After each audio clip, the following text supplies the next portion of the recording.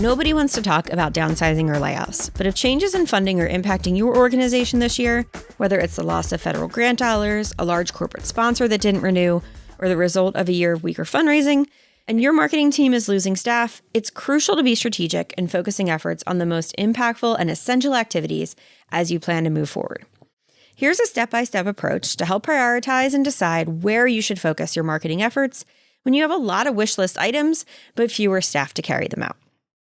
Number 1, identify core objectives. Start by clarifying your mission and goals. What are the primary objectives of your nonprofit right now? Are you focused on fundraising, increasing awareness, advocacy, or community engagement? Align your marketing efforts with your organization's most urgent goals. Review your short-term versus long-term goals, because in times of downsizing, it may make sense to concentrate on short-term wins that can sustain the organization, such as fundraising campaigns or community outreach, while long-term brand-building efforts might need to take a backseat for a little while. Number 2, analyze your current resources. Take a look at the team you have remaining and assess their skills and strengths. Consider the expertise and capacity you're going to have to work with.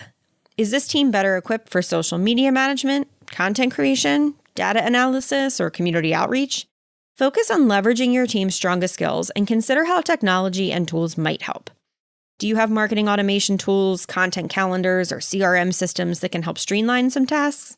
Maximizing the efficiency of existing tools can be a great way to save time and energy. Number 3, evaluate what's working. Examine past performance and review the effectiveness of previous campaigns and marketing efforts. What has delivered the best ROI for you? Engagement, donations, etc. Focus on tactics that have proven successful and consider scaling those.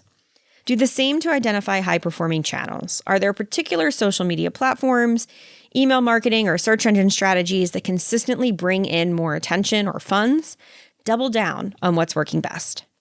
Number 4, understand your audience.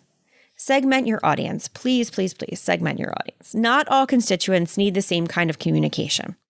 Prioritize your marketing efforts by identifying the groups that are most likely to engage or contribute and gather feedback. Ask your audience what they value most, whether that's updates on programs, opportunities to donate, volunteer experiences to engage in. Whatever it is, tailor your efforts accordingly. 5, prioritize low-cost, high-impact strategies. Here's where we want to do things like leverage organic social media. On some platforms, social media posts as opposed to paid ads can still generate significant engagement without the need for a large budget. And repurpose content if that seems suitable. If you're short on resources, repurposing content across different platforms, like turning a blog post into social media post or video content into a tip sheet, can stretch your efforts further. And don't discount email marketing. Email campaigns tend to have high ROI with relatively low resource requirements. Just make sure you're segmenting your list and tailoring your messages to those specific audiences. Number 6, collaborate and network. Leverage your partnerships. Partner with other organizations, influencers, or community members to expand your reach.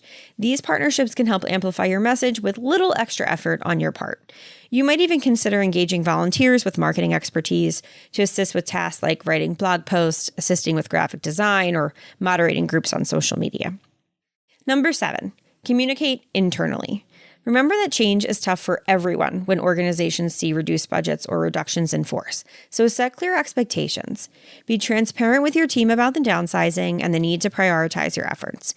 Make sure everyone is aligned on goals, timelines, and the most critical initiatives, but do your best to stay flexible. Flexibility will be key as your team's adapting to their smaller size. So make it easy for everyone to pivot and adjust priorities if needed. Number 8, track and measure performance. With fewer resources, it's even more important to measure the effectiveness of your marketing efforts. Track metrics like engagement rates, conversion rates, and return on investment to ensure you're focusing on the right areas and then adjust accordingly. Regularly review performance and make data-driven decisions so you can optimize your efforts and adjust your approach based on what's working.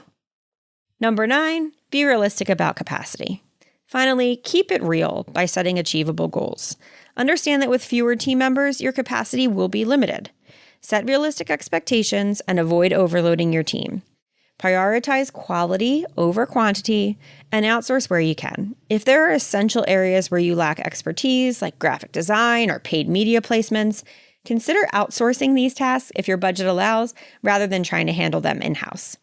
Ultimately, downsizing requires a shift in mindset towards maximizing efficiency and making the most out of limited resources.